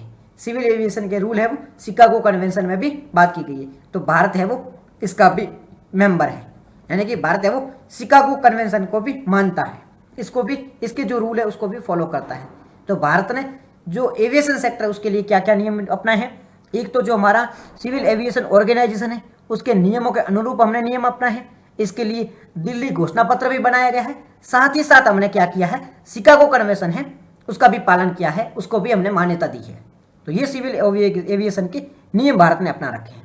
अब भारत है वो किस प्रकार से सिविल एविएशन के सेक्टर में लीडर बन सकता है, एक नेता बन सकता है। भारत नेतृत्व कैसे कर सकता है सिविल एविएशन के सेक्टर में? भारत है वो नेता कैसे बन सकता है? तो नेता बनने के लिए भारत को क्या करना होगा? भारत अलग अलग स्कीम चला रहा है, जैसे कि मेक इन इंडिया स्कीम चला रहा है, मेक इन इंडिया चला रहा है। उसके अलावा इंडिया क्या कर रहा है? इसके अलावा इंडिया कर रहा है डिजाइन इंडिया। दूसरा पॉइंट है डिजाइन इंडिया। तो भारत है वो मेक इन इंडिया और डिजाइन इंडिया जैसे कॉन्सेप्ट को अपना रहा है। मेक इन इंडिया के तहत भारत है वो निर्माण कर रहा है, डिजाइन इंडिया के तहत जो फ्लाइट्स वगैरह होते हैं उनका भी निर्माण पर फोकस कर रहा है। तो मेक इन इंडिया और डिजाइन इंडिया के बारे में आपको आइडिया होना चाहिए कि भारत है वो इस पर भी फोकस कर रहा है, इसके तहत घर में ही मैन्युफैक्चरिंग कर रहा है, इंडिया में ही मैन्युफैक्चरिंग कर रहा है। तो ये पॉइंट आपको याद रहेगा कि एविएशन सेक्टर के लिए भारत क्या क्या काम कर रहा है। ठीक है, ये पॉइंट हमारे क्लियर होंगे। सरकार के प्रयास क्या है, सरकार ने, अब ये यहाँ पे ये पॉइंट अच्छा है, मेंस में जब लिखना हो कि सरकार ने एविएशन सेक्टर के लिए क्या काम की है, तो वहां पर ये सेम पॉइंट लिख सकते हो। साथ ही साथ में उड़ान को सस्ते बनाने के लिए सरकार ने क्या प्रयास किए, तो यहां पर भी आप पॉइंट लिख सकते हो। क्या क्या पॉइंट है, सरकार ने सबसे पहले क्या किया है, उड़ान योजना। उड़ान योजना ये याद रखना, उड़ान योजना क्या है, उड़े देश का आम नागरिक, उड़े देश का आम नागरिक, ये इसकी टैगलाइन है। तो उड़ान स्कीम है वो किसके लिए चलाई गई है, वो फ्लाइट को सस्ता बनाने के लिए, कनेक्टिविटी को बेहतर करने के लिए उड़ान योजना है वो चलाई गई है। तो आपको मेंस में लिखने के लिए उड़ान योजना के बारे में पता होना चाहिए। मेंस में जब एविएशन सेक्टर के बारे में लिख रहे हैं तो आपको उड़ान योजना के बारे में बात पता होनी चाहिए।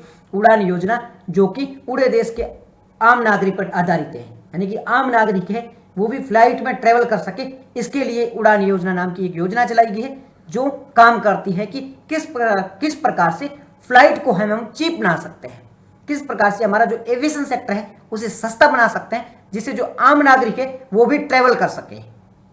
ये पॉइंट आपको याद रहेगा।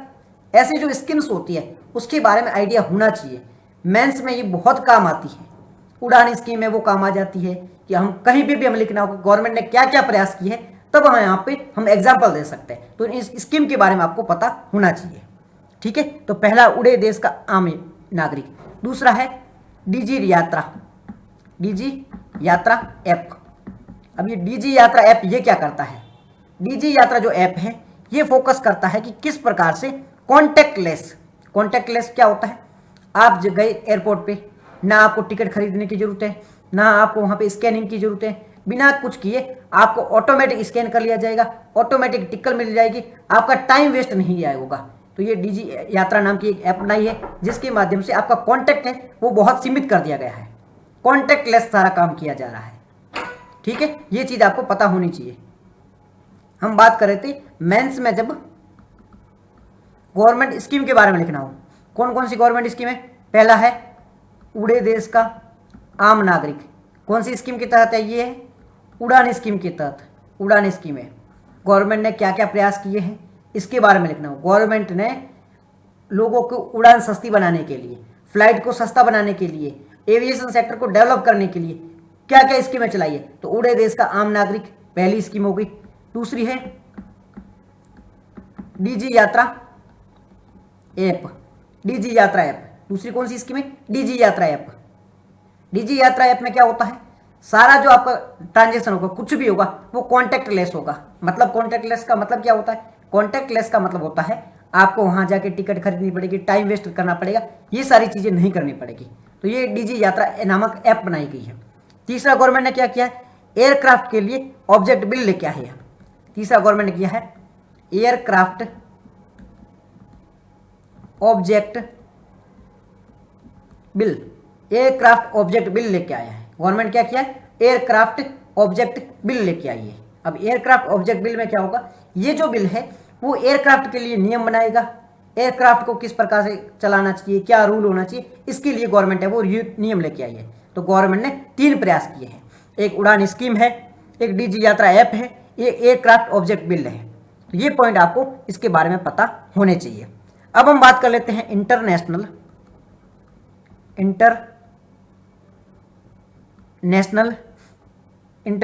Air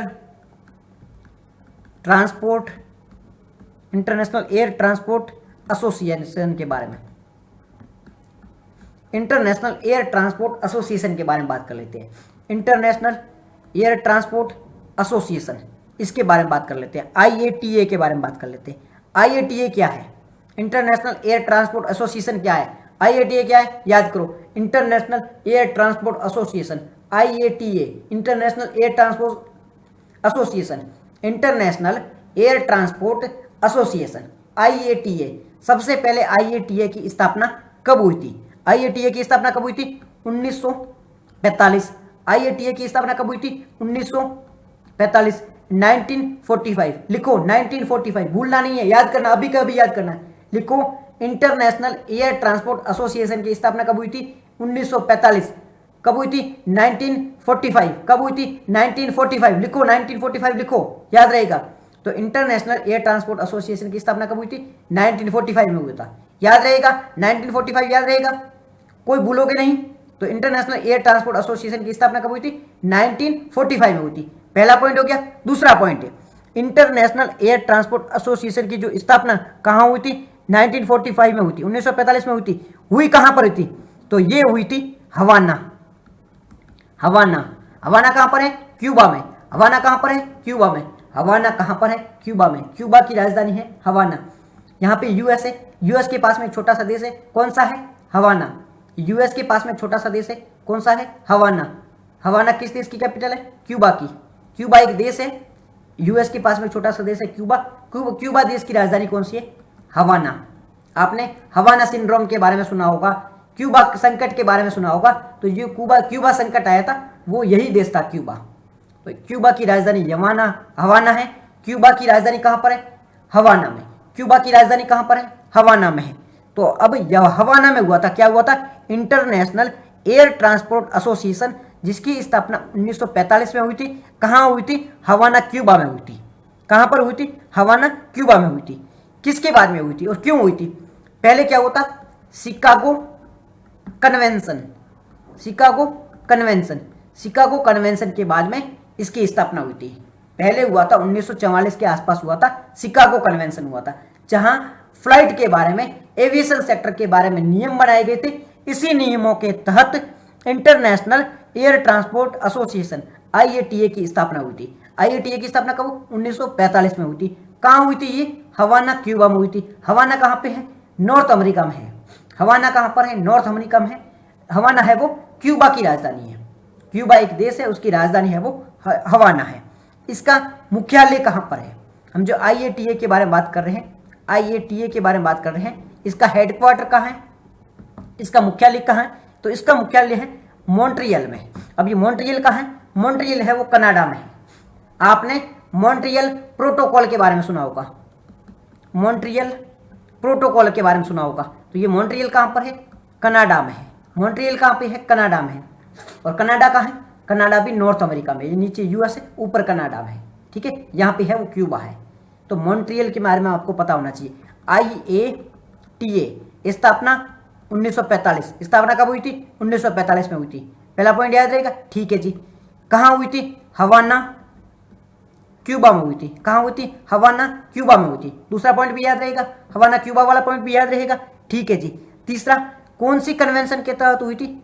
Chicago convention. कौन सी convention? Chicago convention. Chicago convention किससे संबंधित है?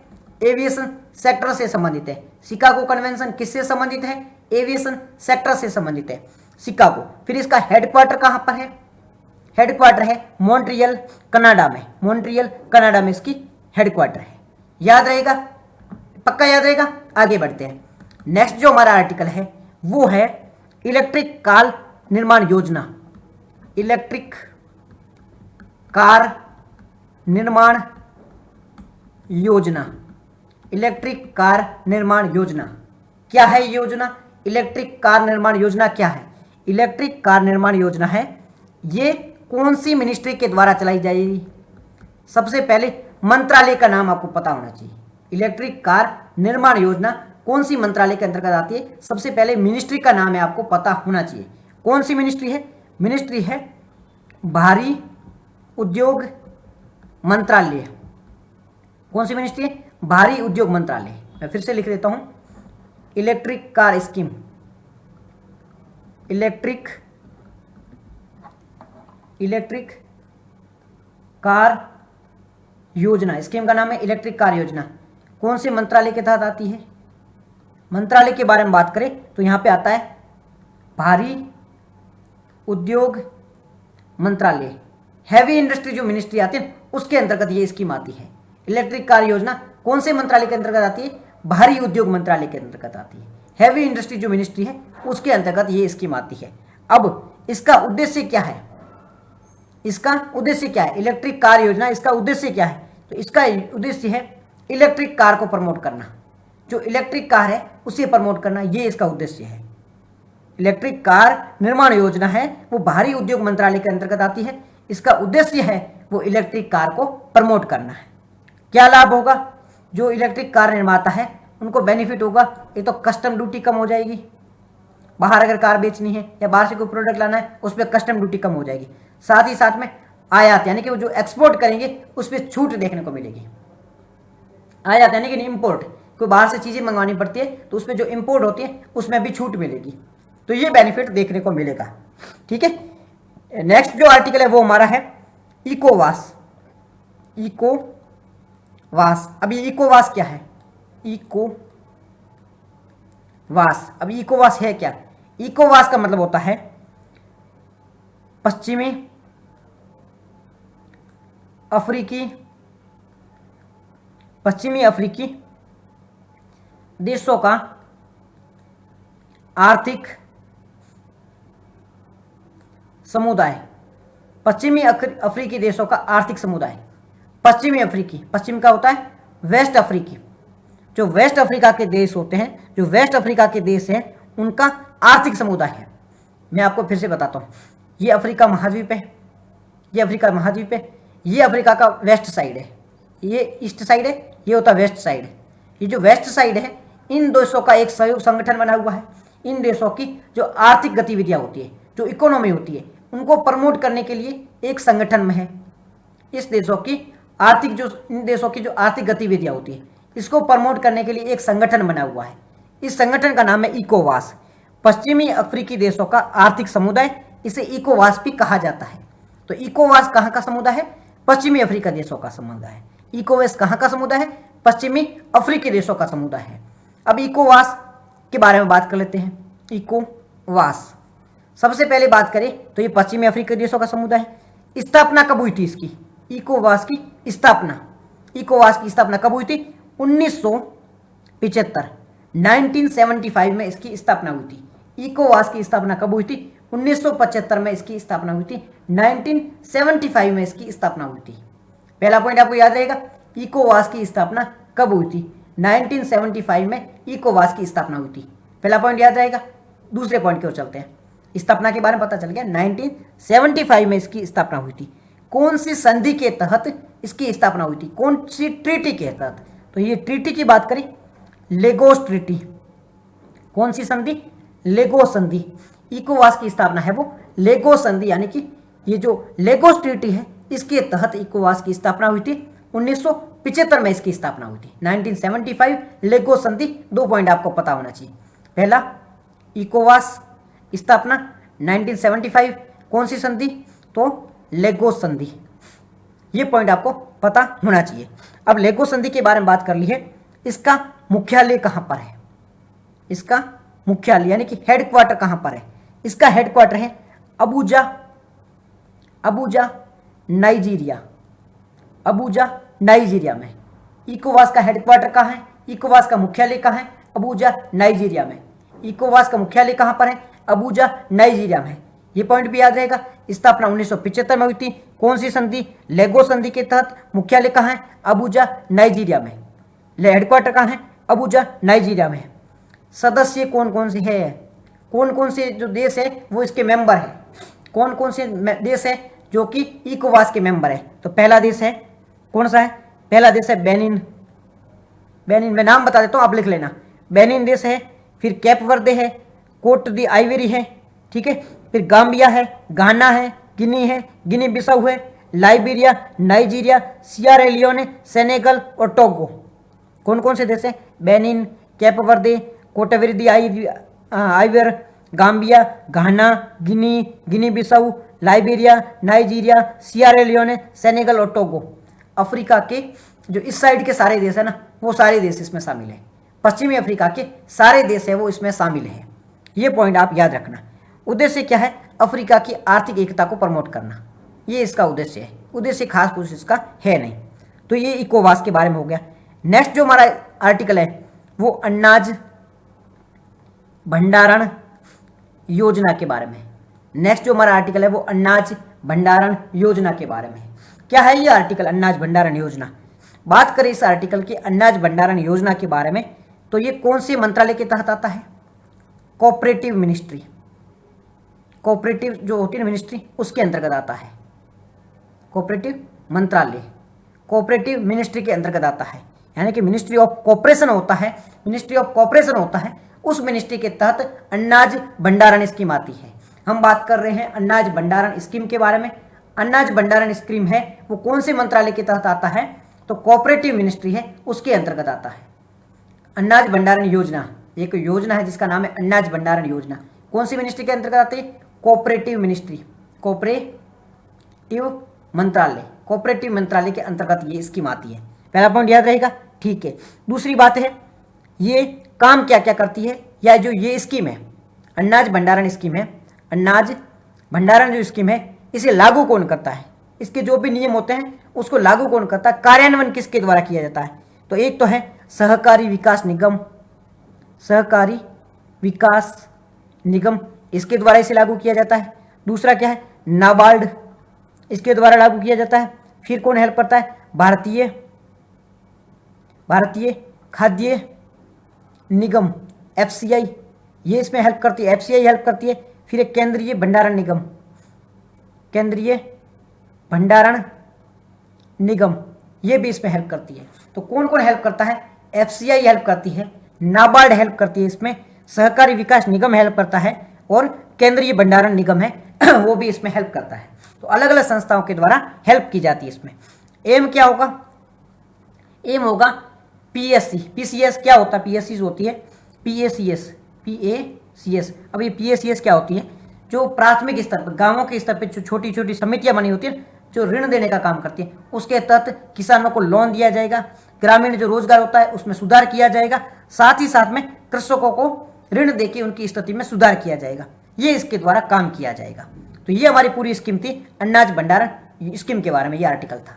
नेक्स्ट जो हमारा आर्टिकल है वो राष्ट्रीय नशा मुक्ति योजना के बारे में है, राष्ट्रीय नशा मुक्ति योजना।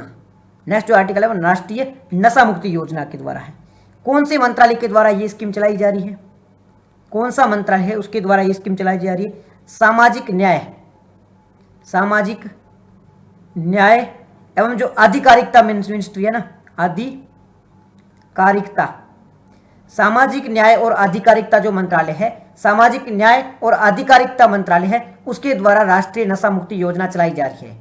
राष्ट्रीय नशा मुक्ति योजना है वो कौन सी मिनिस्ट्री के द्वारा चलाई जा रही है, सामाजिक न्याय और आधिकारिकता मंत्रालय, सामाजिक न्याय और आधिकारिकता मंत्रालय द्वारा राष्ट्रीय नशा मुक्ति योजना चलाई जा रही है। अवधि कौन सी है, 2018 से 2025 के बीच में सामाजिक न्याय और आधिकारिकता मंत्रालय द्वारा राष्ट्रीय नशा मुक्ति योजना चलाई जा रही है। अवधि कौन सी है, 2018 से 2025 तक का टाइम पीरियड है, इसके दौरान ये चलाई जा रही है। उद्देश्य क्या है, नशे को रोकना, नशा रोकना, रिहेबिलिटेशन करना, कोई व्यक्ति वो नशा कर रहा है तो उसमें सुधार करना, ये इसका उद्देश्य है। लाभ किस किस को होगा, लाभ होगा वो राज्यों को भी होगा, केंद्र शासित प्रदेशों को भी होगा, और जो NGO वगैरह होगा उसको भी बेनिफिट देखने को मिलेगा। तो नशा मुक्ति अभियान, नशा मुक्ति योजना स्कीम कौन सी है, नशा मुक्ति योजना, राष्ट्रीय नशा मुक्ति योजना। कौन सी मिनिस्ट्री है, तो मंत्रालय सामाजिक न्याय और आधिकारिकता मंत्रालय। पहला पॉइंट याद रहेगा, सामाजिक न्याय और आधिकारिकता मंत्रालय। दूसरा पॉइंट है अवधि 2018 से 2025 के बीच में ये चलाई जा रही है। वो काम क्या किया जाएगा, नशे को रोकना, ये काम किया जाएगा। लाभ केंद्र राज्य और को भी लाभ होगा। ठीक है, ये पूरा आर्टिकल था हमारा नशा मुक्ति अभियान के बारे में। नेक्स्ट जो हमारा आर्टिकल है वो है माउंट एटना के बारे में। कौन सा आर्टिकल है, नेक्स्ट है माउंट एटना। माउंट एटना कहाँ पर है, सिसिली में है। अब ये सिसिली कहाँ पर है, सिसिली है वो इटली में है। ये इटली है, ठीक है, ये इटली का द्वीप है, और यहाँ पर इटली का एक द्वीप है जिसका नाम है सिसिली। तो सिसिली है वो कहाँ पर है, इटली में है, और माउंट एटना है वो कहाँ पर है, सिसिली में है। माउंट एटना जो कि सिसिली में है, सिसिली है वो इटली एक देश है, उसका एक आइलैंड है, उसका एक द्वीप है। तो माउंट एटना के बारे में बात करें तो ये एक स्ट्रेटो वोल्केनो है। स्ट्रेटो को मतलब होता है ऐसे परत वाला वोल्केनो। ये माउंट एटना एक पर्वत है, ऐसे परत वाला पर्वत है। तो ये एक स्ट्रेटो वोल्केनो है, स्ट्रेटो वोल्केनो। माउंट एटना एक स्ट्रेटो वोल्केनो है, माउंट एटना एक स्ट्रेटो वोल्केनो। कहाँ पर है ये, इटली में।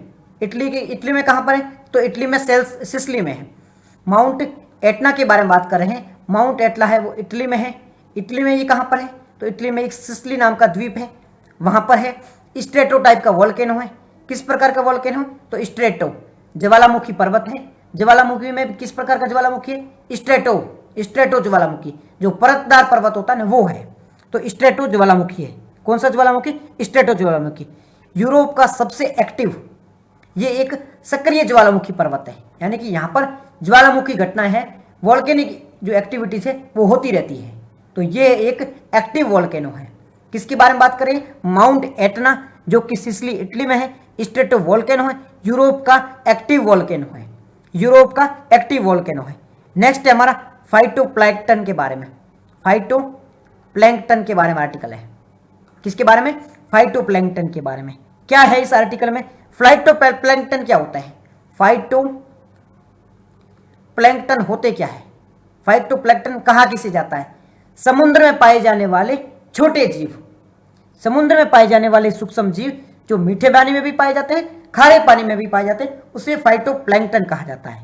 फाइटोप्लैंक्टन किसे कहा जाते हैं? समुद्र में पाए जाने वाले जीव, ये मीठे पानी में भी पाए जाते हैं, खारे पानी में भी पाए जाते हैं। अब ये जो जीव होते हैं ना, ये अपने खाने के लिए यानी कि पोषक तत्वों के लिए किस पर निर्भर करते हैं? सूरज की रोशनी पर निर्भर करते हैं, लोहे पर निर्भर करते हैं और नाइट्रेट पर निर्भर करते हैं। फाइटोप्लैंक्टन क्या होते हैं? फाइटोप्लैंक्टन होते हैं समुद्र में पाए जाने वाले छोटे जीव। किस पर निर्भर करते हैं? क्या खाते हैं? सूरज की रोशनी, सूरज की रोशनी, नाइट्रेट, लोहा, इसका सेवन करते हैं। महत्व क्या होता है इनका? खाद्य श्रृंखला, जो फूड चेन होती है ना, इसके लिए बहुत ज़्यादा जरूरी है ये फाइटोप्लैंक्टन। कौन कौन से प्रकार के होते हैं? साइनोबैक्टीरिया है, डाइटस है, और भी प्रकार के फाइटोप्लैंक्टन हो सकते हैं। तो आर्टिकल था हमारा फाइटोप्लैंक्टन के बारे में। फाइटोप्लैंक्टन क्या होता है? समुद्र में पाए जाने वाले छोटे जीव। ये क्या खाते हैं? सूरज की रोशनी खाते हैं, साथ ही साथ में नाइट्रेट खाते हैं, लोहा भी वो भी खा सकते हैं, फूड चेन के लिए जरूरी है। और भी क्या होता है? ये साइनोबैक्टीरिया और डाइटम प्रकार की हो सकते हैं। नेक्स्ट है हमारा खीर भवानी मंदिर। खीर भवानी मंदिर के बारे में हमारा आर्टिकल है। खीर भवानी मंदिर कहाँ पर है? खीर भवानी टेम्पल कहाँ पर है? ये खीर भवानी टेम्पल, खीर भवानी टेम्पल है ये गंदरबल, जम्मू कश्मीर में। गंदरबल, जम्मू कश्मीर। खीर भवानी टेम्पल कहाँ पर है? गंदरबल, जम्मू कश्मीर में। खीर भवानी टेम्पल कहाँ है? गंदरबल, जम्मू कश्मीर में है। कौन सी देवी की पूजा की जाती है? रम्मा देवी, रम्मा माता जी है, उसकी पूजा की जाती है। ये जो रम्मा देवी जी है, ये दुर्गा देवी का अवतार है। जो माता दुर्गा है, पार्वती जी है, उनका अवतार माना जाता है। तो खीर भवानी टेम्पल कहाँ पर है? गदगल, जम्मू कश्मीर में है। यहाँ पे रम्मा देवी जी की पूजा की जाती है। महत्व क्या है? महत्व यह है कि बहुत सुंदर मंदिर है। किसने बनाया था? महाराणा प्रताप सिंह। वो पुराने महाराणा नहीं, जो हमारे महाराणा प्रताप थे वो नहीं, ये महाराजा प्रताप सिंह है, इसके द्वारा बनाया गया था। महाराजा प्रताप सिंह के द्वारा खीर भवानी मंदिर को बनाया गया था। कब बनाया गया था? 1912 में। खीर भवानी मंदिर कहाँ पर है? जम्मू कश्मीर में। किसने बनाया था? महाराजा प्रताप सिंह के द्वारा बनाया गया था। महाराजा प्रताप सिंह के द्वारा बनाया गया था। कब बनाया गया था? 1912 में बनाया गया था। कहाँ पर है? जम्मू कश्मीर में। कौन सी देवी की पूजा होती है? रम्मा देवी की पूजा होती है। विशेषता क्या है? षटकोणीय कुंड है, 6 कोण वाला कुंड है इसमें एक। साथ ही साथ में यहाँ पे प्रसाद के रूप में आपको खीर दी जाती है। प्रसाद में क्या मिलती है? यहाँ पर खीर मिलती है। साथ ही साथ में ज्येष्ठ अष्टमी होती है, उसके दौरान यहाँ पर एक बहुत बड़ा त्योहार है वो सेलिब्रेट किया जाता है। तो आर्टिकल था हमारा खीर प्रसाद मंदिर के बारे में। खीर प्रसाद मंदिर कहाँ पर है? जम्मू कश्मीर में है। रम्मा देवी की पूजा की जाती है। निर्माण किसने किया था? निर्माण किया था महाराजा प्रताप सिंह के द्वारा निर्माण किया गया था 1912 में। षटकोणीय कुंड है, यहाँ पे प्रसाद के रूप में खीर दी जाती है। ज्येष्ठ अष्टमी का त्योहार यहाँ पे सेलिब्रेट किया जाता है। ये आर्टिकल हो गया हमारा खीर प्रसाद मंदिर के बारे में। नेक्स्ट है संयुक्त राष्ट्र शांति मिशन। संयुक्त राष्ट्र शांति मिशन के बारे में नेक्स्ट हमारा आर्टिकल है संयुक्त राष्ट्र शांति मिशन। कब इसे शुरू किया गया था? संयुक्त राष्ट्र शांति मिशन मतलब यूएन की जो पीस कीपिंग फोर्स होती है ना, यूएन में कोई भी विवाद हो जाता है तो एक सिक्योरिटी काउंसिल होती है। ये सिक्योरिटी काउंसिल होती है ना, वो भेजती है पीस कीपिंग फोर्स को। अलग अलग देश है, जैसे अफ्रीका है, एशिया वेस्ट एशिया के देश है जहां पर कोई भी दिक्कत होती है, इस दिक्कतों का समाधान करने के लिए यूएन के द्वारा एक पीस कीपिंग फोर्स भेजी जाती है, जिसे हम संयुक्त राष्ट्र शांति मिशन भी कहते हैं। इसकी स्थापना कब हुई थी? तो इसकी स्थापना 1948 में, यानी कि 1948 में इसे प्रारंभ किया गया था। कब किया गया था? 1948 में। सिद्धांत क्या होता है? सिद्धांत यही होता है कि निष्पक्ष काम करती है, सारे पक्ष जितने भी होते हैं वो सहमति के बाद में ये जाती सेना वहाँ पे आत्मरक्षा के लिए ये काम करती है। कार्य क्या क्या किया जाता है? राजनीतिक प्रक्रिया है, नागरिकों की प्रोसेस होता है, चुनाव अच्छे से हो, ये सारे इसके द्वारा काम किया जाता है। भारत का क्या योगदान है इस संयुक्त राष्ट्र मिशन में? भारत ने कई सेनाएं इसमें अपनी भेजी हैं, मतलब भारत के लाखों सैनिक है वो यहाँ पे जाके अपनी सेवाएं दे रहे हैं, लड़ाई कर रहे हैं। 2.9 लाख सैनिक है वो है, महिला भी है वो भी यहाँ पे जाके सेवाएं दे रही है। साथ ही साथ में भारत है वो 50 से अधिक मिशन है उसमें भाग ले चुका है। तो सर्वाधिक सेना है वो भारत के द्वारा भेजी जा रही है यूएन के पीस कीपिंग फोर्स के अंतर्गत। तो ये हमारा आर्टिकल था संयुक्त राष्ट्र शांति मिशन के बारे में। नेक्स्ट है सांग्री ला संवाद के बारे में। अब ये सांग्री ला संवाद होता क्या है? सांग्री ला संवाद क्या है? सांग्री ला संवाद, इसकी स्थापना 2002 में हुई थी। सांग्री ला संवाद है, इसकी स्थापना है वो 2002 में हुई थी, 2002 के अंतर्गत होती है। काम क्या करता है? ये काम करता है रक्षा सहयोग को प्रमोट करता है। जो रक्षा सहयोग होता है, क्षेत्रीय सहयोग होता है, उसको प्रमोट करने के लिए काम करता है। कहां पर इसकी स्थापना हुई थी? सांग्री ला सहयोग की स्थापना हुई थी सिंगापुर में। कहां हुई थी? इसकी स्थापना है वो सिंगापुर में हुई थी। बहुपक्षवाद होता है, मतलब मल्टीलिटरलिज्म की बात करता है। मल्टीलिटरलिज्म का मतलब क्या होता है? यूएस है वो भी शक्तिशाली है, रसिया है वो भी एक शक्तिशाली है, चाइना भी है, भारत भी है, जापान भी है। एक कोई देश बॉस नहीं है, मतलब एक देश है वो को दादा नहीं है, बहुत सारे देश है वो मिलकर विश्व को चला रहे हैं। तो वो बात करता है बहुपक्षवाद की, यानी कि मल्टीलिटरलिज्म के बारे में बात करता है। तो ये आर्टिकल था हमारा सांग्री ला संवाद। सांग्री ला संवाद किससे संबंधित है? ये बहुपक्षवाद के से संबंधित है। 2002 में इसकी स्थापना हुई थी, सिंगापुर में इसकी स्थापना हुई थी। रक्षा सहयोग और क्षेत्रीय सहयोग होता है, उसको बढ़ावा देने का काम करता है। तो ये हमारे आज के डिस्कशन थे। आज के डिस्कशन में इतने ही आर्टिकल थे। कल तो संडे है, कल नहीं मिलेंगे, परसों फिर से हमें वो चर्चा करेंगे। तो करंट अफेयर की चर्चा हमेशा होती है, 9 बजे जो चर्चा है वो स्टार्ट हो जाती है। इस पे हम यूपीएससी पीसीएस के लिए जो इंपॉर्टेंट आर्टिकल होते हैं उस पर चर्चा करते हैं। अगर आपको पीडीएफ चाहिए तो टेलीग्राम में मिलेगी, सारे जो पीडीएफ है इसका टेलीग्राम में मिल जाएगा। साथ ही साथ में अगर आपको ये रिकॉर्डेड लेक्चर चाहिए तो यूट्यूब पर मिल जाएंगे। इसका कहाँ मिलेगा? इसके लिए मैसेज करो, मैं आपको सारा सेक्शन है वो प्रोवाइड करवा दूंगा, सारे लिंक्स वगैरह है वो आपको प्रोवाइड करवा दूंगा। तो मिलते हैं एक नए लेक्चर के साथ में, तब तक आप अपना ध्यान रखो। जय हिंद, जय भारत।